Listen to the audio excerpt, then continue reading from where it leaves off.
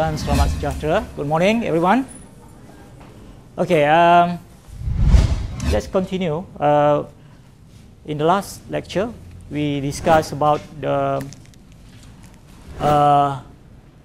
Actually, we started to discuss about the first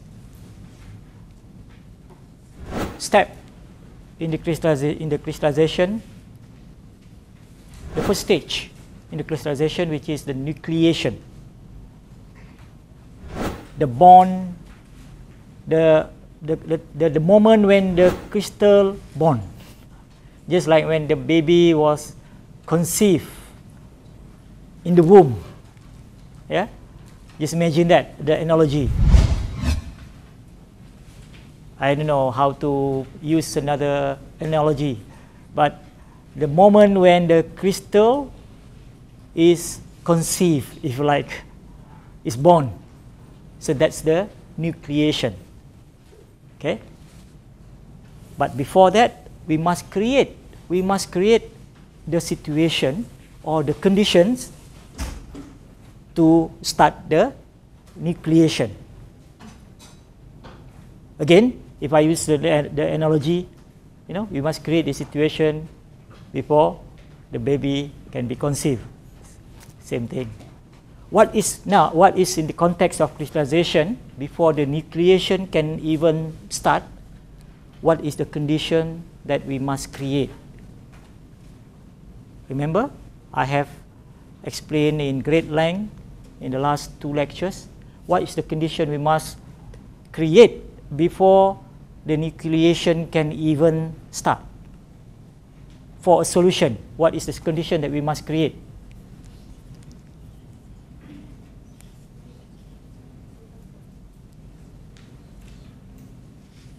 Don't just look at me. Don't just keep quiet. I have spent a lot of time to explain to you what is the condition that you must create before the nucleation can start.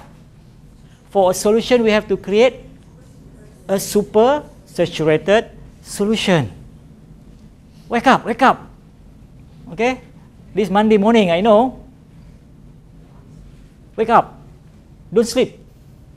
Yes, we must create a super saturated condition. Or for a melt, we must cool down the melt to below the melting point of the component in the melt. For example, if we are cooling the vegetable oil, the liquid palm oil containing the triglycerides, so we must cool down below the melting point before the triglycerides can start to crystallize. So then only we can start with the first stage, which is the nucleation. And we can divide the nucleation into primary nucleation and secondary nucleation.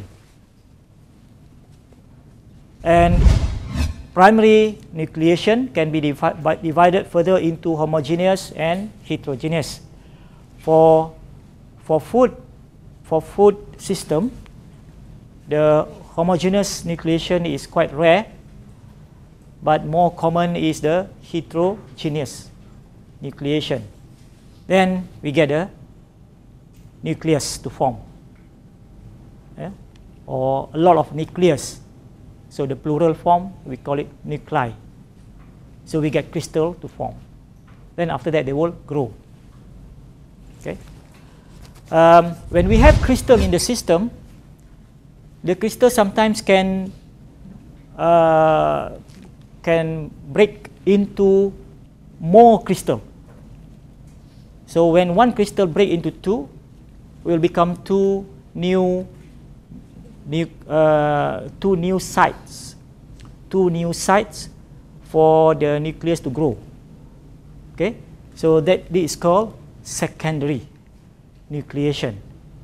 So for secondary nucleation, we must have the crystal already present in the system, and this crystal can serve as a new as a new site for the formation of more crystals.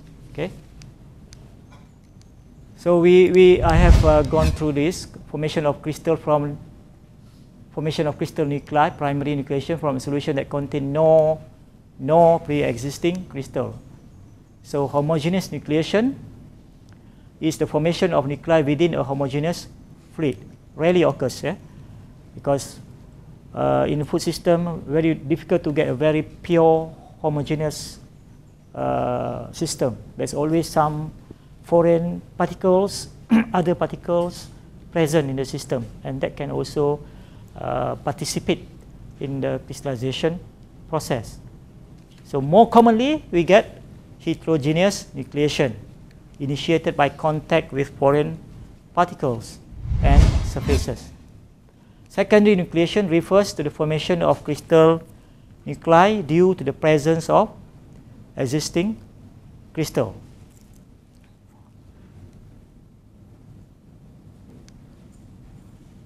So after the primary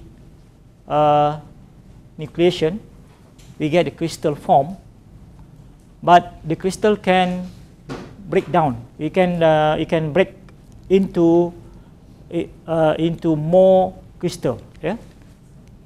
Because the crystal can collide or come into contact with the wall of the container, and it will form smaller or more particles, yeah?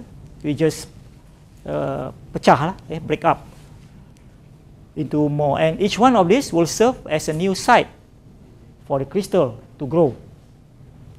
Or the crystal can collide among themselves. So again, it can form more sites. It will break into fragments to form new sites for new crystal. Or it can collide with a stirrer. Again, the same effect. Sometimes the surface of the crystal is not smooth. Yeah, you can, if you look under the microscope, actually the surface of the crystal may not be very smooth. It has some, maybe like a protrusion like this. So under the influence of, stirring, shear, that can cause the small protrusion to break from the main structure and form a new nuclei. And this is called secondary nucleation.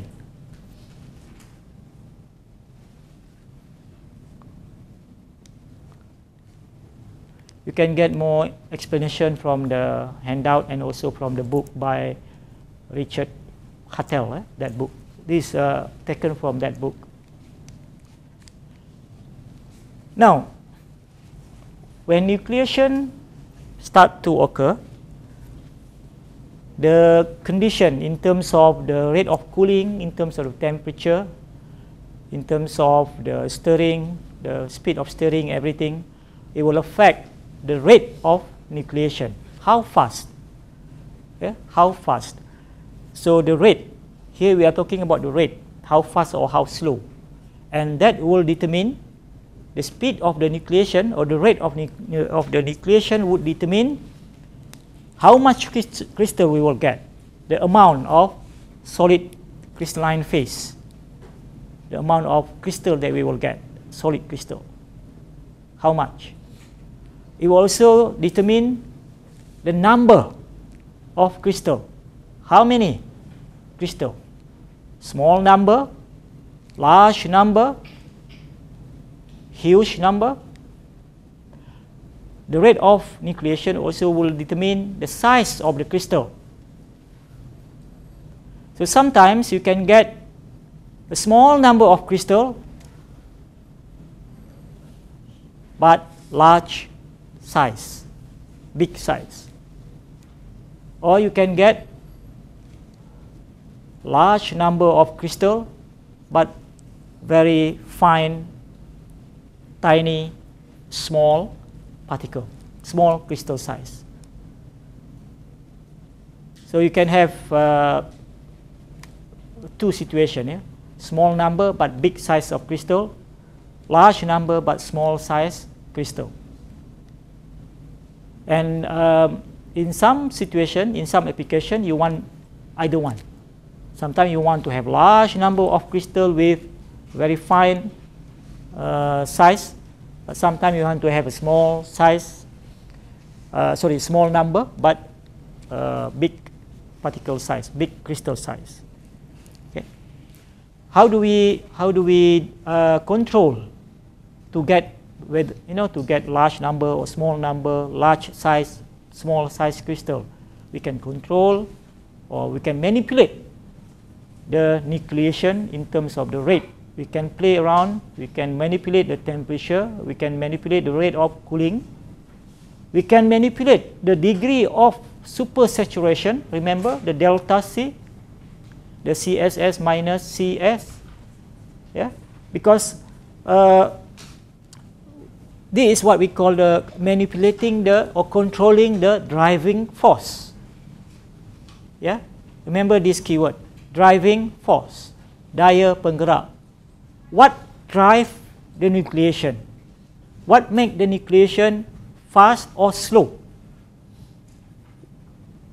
It's about the driving force. What are the driving force?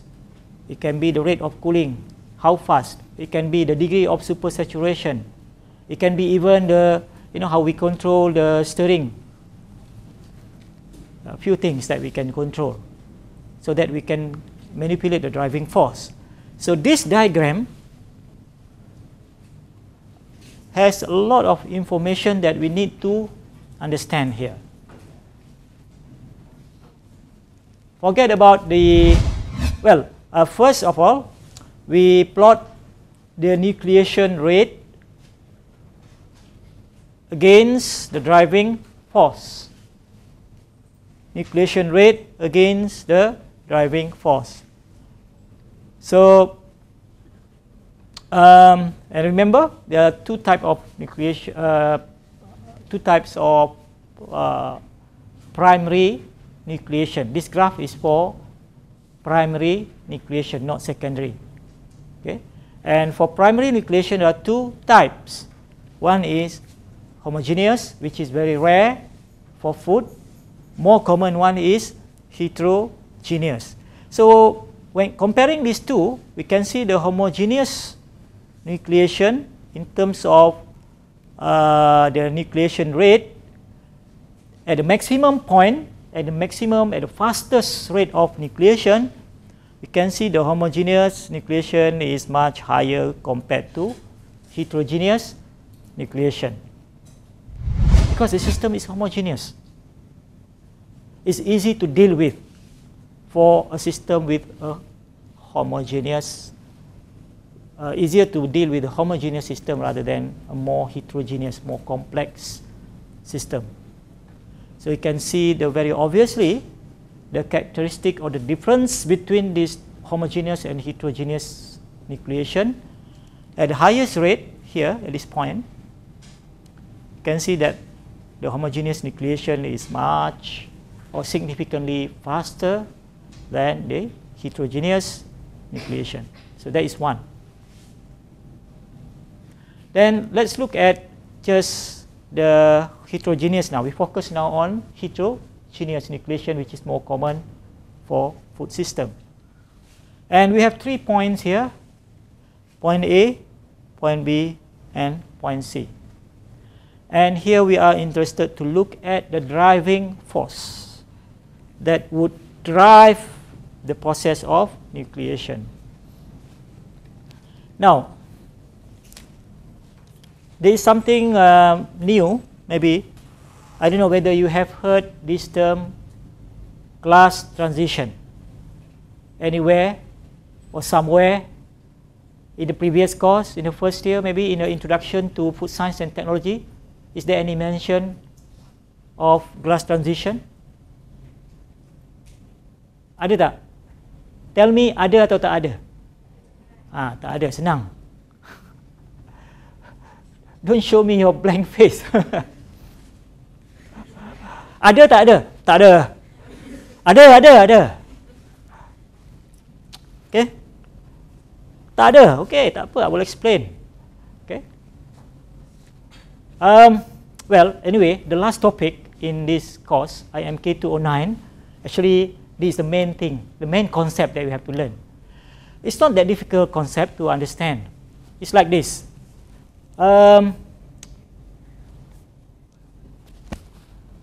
Well, it is a difficult concept to explain, but not easy, not that difficult to understand. Okay, let me find the best way to explain this. What is glass transition?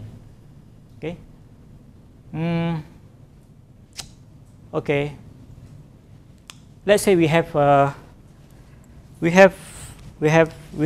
system, we have a solution. Let's say, and we have molecules.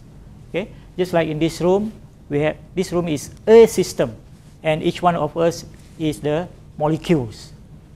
Okay.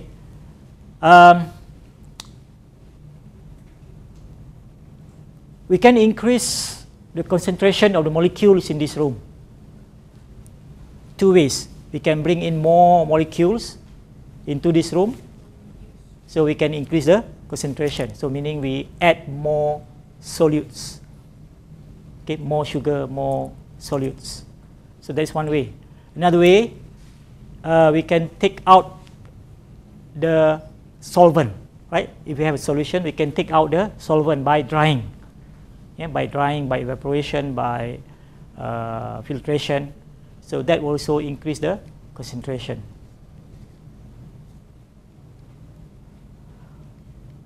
When we increase the concentration to a very, very high concentration, now you can imagine in 1 unit volume. Let's say 1 unit volume, I take these 2 chairs and these 2 chairs. So we have 4 molecules in 1 unit volume. So I have another 1 unit volume here, another 1 unit volume here, okay? 4 chairs, 4 chairs, okay? Imagine. So now I can put 4 chairs in 1 unit volume.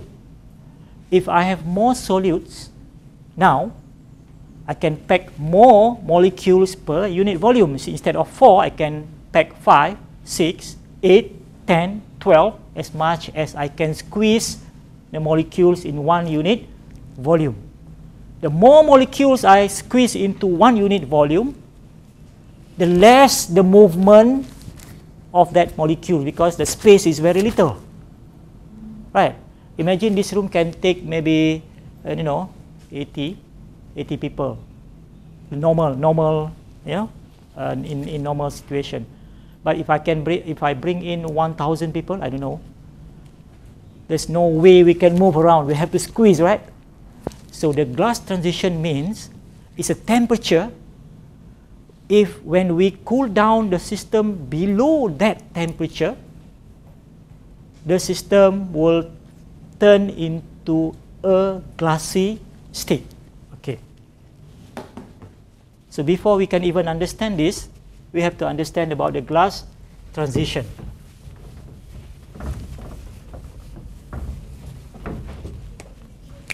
Glass transition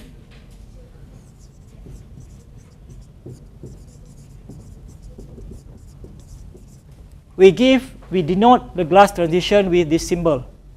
T is temperature, and G. Yeah, that is glass transition.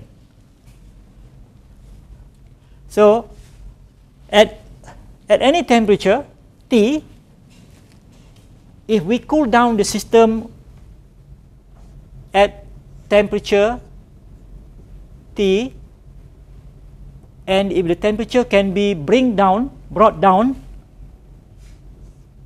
to below the Tg of the system, then we can say the system is in the glassy state. The system is a glass. When the system in the glassy state, anyway, glassy state is the opposite of crystalline state. Glassy state is also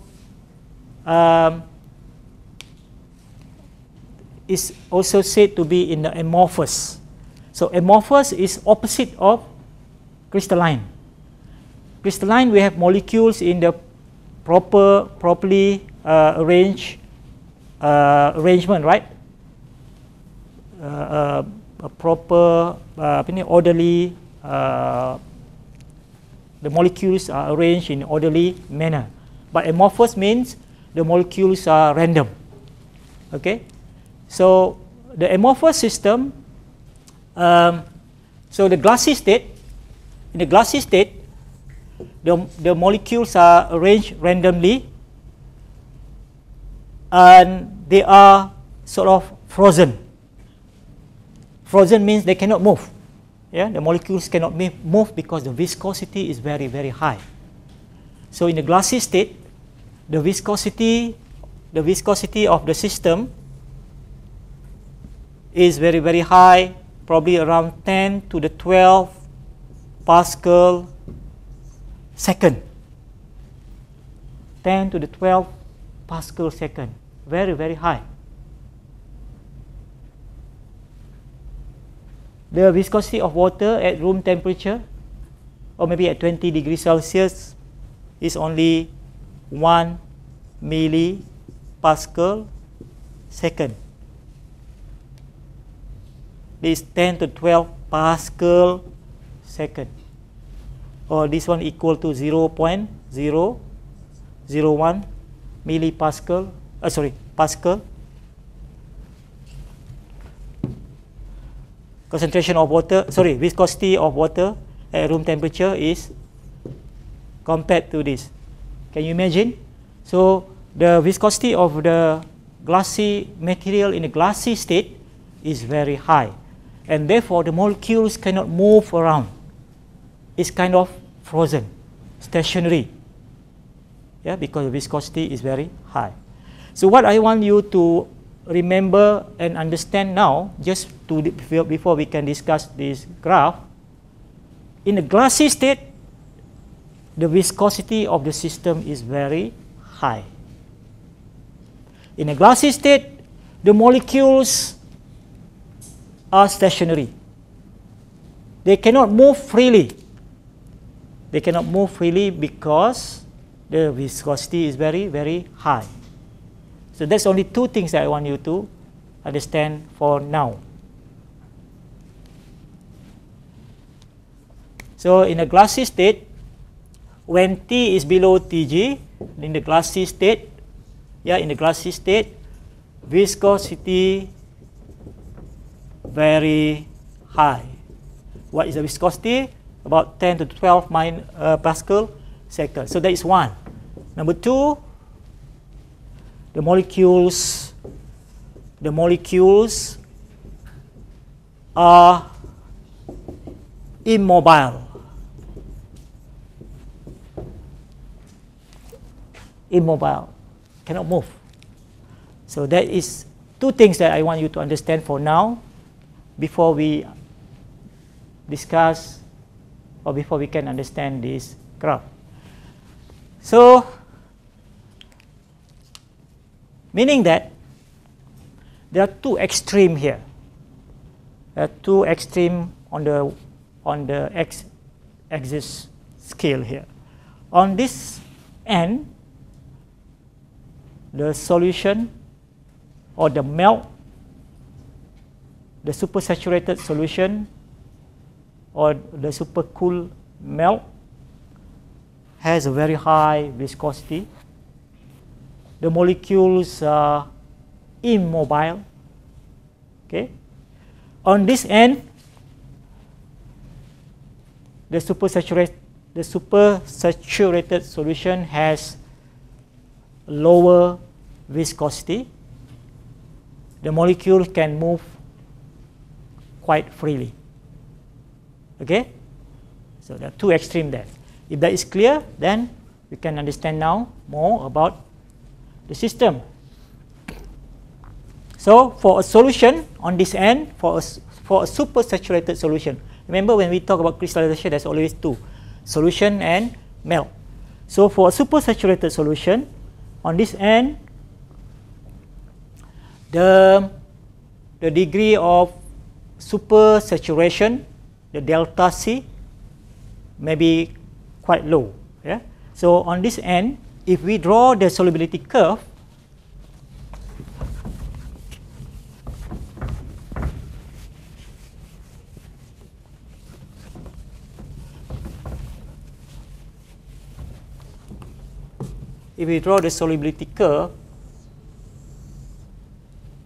here is the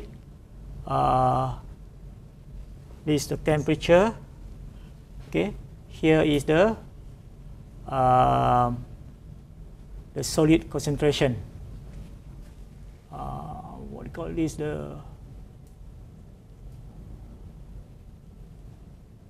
What is on y-axis?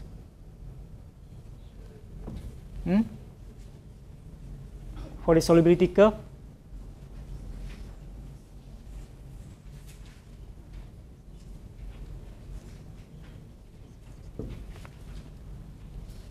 Okay, the concentration basically.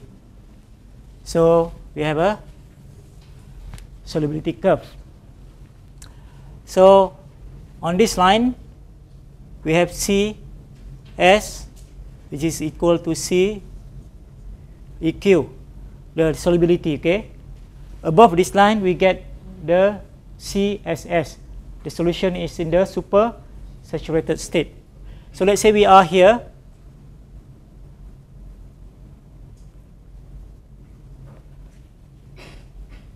Let's say this is point A. Let's say this is point A. Compared to here, we have point B. So here, the delta C equal to CSS for A minus the C EQ here. Here, we have delta C equal to CSS for B minus C EQ. So obviously, the degree of supersaturation at point B is higher than point A, right? Because we have bigger or higher degree of supersaturation compared to this one. This one compared to that. So in terms of driving force, which one would be which one would have a higher driving force for nucleation at point B, at point B or point A? Point B or point A? Which one would have a higher tendency or higher driving force for nucleation? Point B or point A? Point B, because the degree, the delta C is higher compared to delta C for B is higher than compared to delta C for A. So on the at point A, at point A here,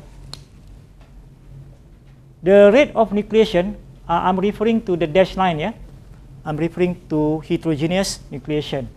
The rate of nucleation at this point is rather low. Is rather low or slow. Because you can imagine at point A there, we are probably here. The degree of supersaturation is lower. The degree of supersaturation is lower is also means the driving force is also lower, which also means the driving force for nucleation is also lower. So you can see slow and suddenly fast. So and reach a maximum at point B. So what happened between here until point B? We get the degree of supersaturation getting higher and higher. When we remove more solvent by evaporation, so the concentration increase. So the degree of supersaturation also would increase, increase. So you get increase until up to a point. You see, any natural system, when we study the natural system semula jadi, when we study, say, the rate of reaction, it will increase initially, increase, up to a point, then there's a maximum. Always like that. It cannot just increase, increase, increase, increase to infinity. Yeah? Always reach a maximum. Why? So, remember, how do we increase the degree of supersaturation? We have to remove the solvent, right? One way is to remove the solvent. Another way, we can also cool it down. Another way, we can add another solvent, a second solvent, remember, in the previous lectures. But let's now imagine that we are removing the solvent to increase the concentration. But what happens when you increase the solvent? Remember, what happens to the number of molecules per unit volume? Increase or decrease? When we increase the concentration, the number of molecules per unit volume now increase, meaning that the concentration become more and more viscous, more and more viscous. Viscosity increase, viscosity increase, viscosity increase. The degree of supersaturation also increase.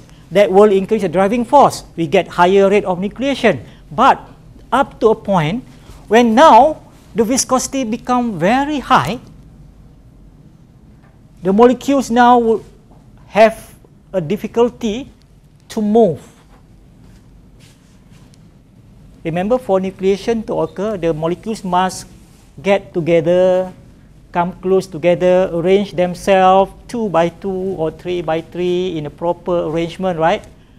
But now I want to go to Kak Yam there, Mariam.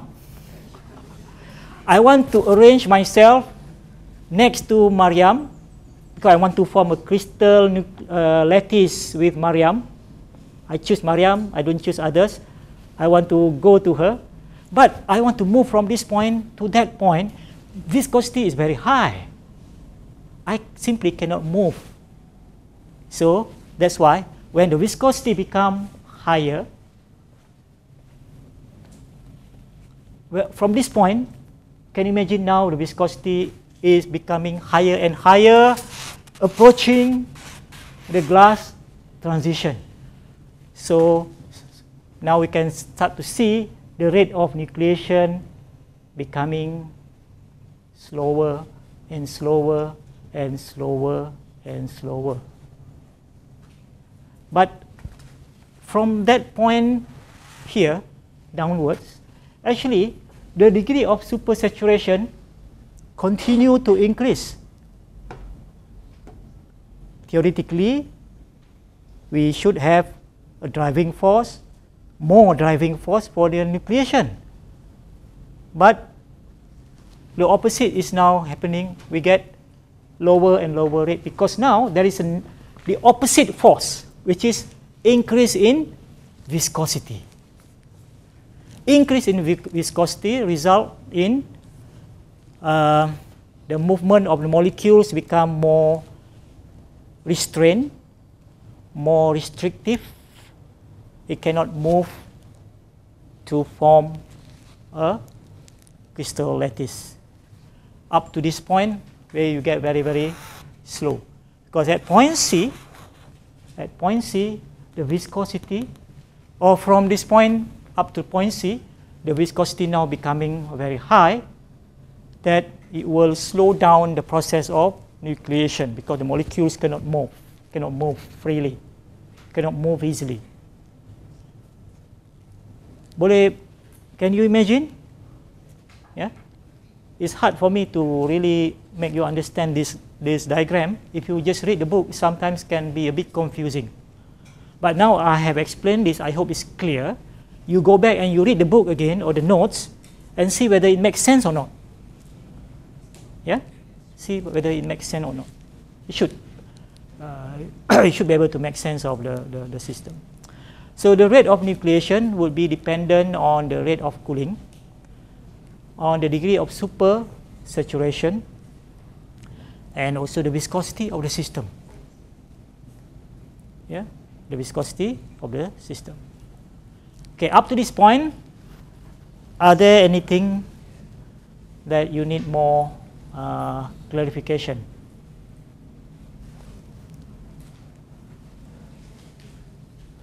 Before I proceed, we have another 5 minutes, 7 minutes. Clear? Okay, good. In this diagram, the driving force, you can see the arrow is pointing towards this direction, towards the right direction. Seolah-olah as if the driving force keep increasing this way, right? It's not really correct. Yeah? Initially, yes, the driving force increased from point A to point B. Why? Because the degree of supersaturation increases. Okay. The viscosity is still relatively low, so the molecules can can start the nucleation. But from point B to point A, actually the driving force now getting lower, yeah, because the viscosity increase.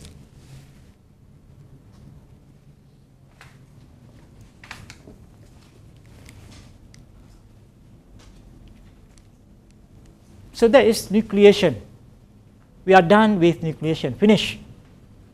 Now we get the baby crystal. Yeah. At the end of nucleation, we get a baby crystal. The crystal is still, young, baby. So what the baby does? It will grow. Cannot just remain as baby, right? It will grow up to become, young crystal, teenage crystal, and adult crystal. We use the same analogy. So it will grow. So the next stage in the nucleation is crystal growth. So it will grow and propagate. Propagate means become bigger. So nuclei that form can grow to larger size based on the available supersaturation in the solution. So try to understand this sentence, a long sentence. Nuclei that form can grow to larger size based on the available supersaturation in the solution. The extent of this growth depends on the magnitude of supersaturation remaining in solution after nucleation has occurred. Growth continues until all of the available supersaturation has been depleted. Depleted means habis. And the system approaches an equilibrium in phase volume, which depends on temperature and composition of the system. Boleh faham tak? Okay. Panjang sangat ayat ni ya. This one I took from the book, from the Richard Huttle, and should be also in the notes. We have to go back to the solubility curve. We have to go back to the solubility curve to understand this. So this solubility curve is a key to understand. That's why I spend some time on this solubility curve. The key to understand what happens before and after nucleation and during growth. We go back to the first one, grow to larger based on the available supersaturation in the solution. What is the meaning of available supersaturation? If the nucleation start at point A,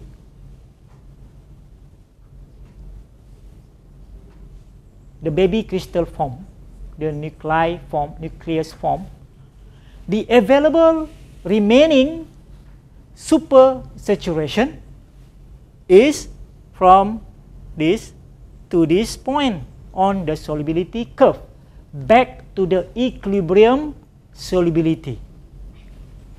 Yeah, back to the equilibrium. Growth continues until all of the available supersaturation has been depleted and the system approaches an equilibrium in phase volume.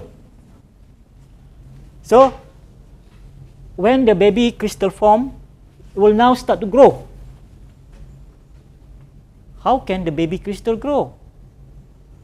It will take more solute in the solution.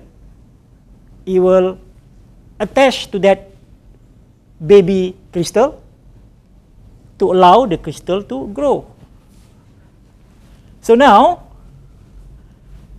and when the crystal starts to take more solutes to itself, the concentration of the solutes in the remaining solution would decrease.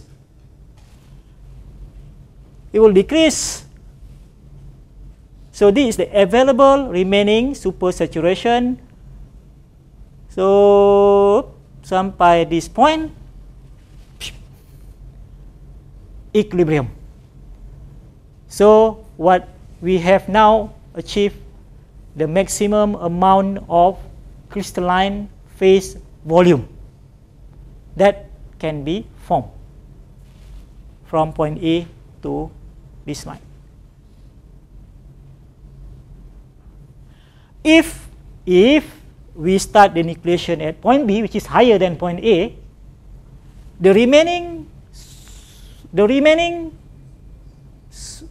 what? Supersaturation is from this point up to that point, which is much higher. So it will form the concentration now would decrease because more free molecules form crystal now. So the amount of free molecules in the solution reduce because it form crystal. So the concentration would decrease up to this point, equilibrium stop. So now if we start the crystallization nucleation at point B, we get more solid crystal phase volume to form compared to if we start the crystallization or nucleation at point A. Okay, so that is the meaning. Growth continues until all of the available supersaturation has been depleted. When it reach this point, the available supersaturation is depleted. Habis dah. At this point is already equilibrium. Below this point dah jadi undersaturated already. Itu maksudnya all of the available supersaturation has been depleted. Depleted dah sampai kat this point dah. And the system approaches an equilibrium in phase volume. When it reaches this point, no more crystal can be formed. Maximum dah. Yeah? Which depends on the temperature and composition of the system.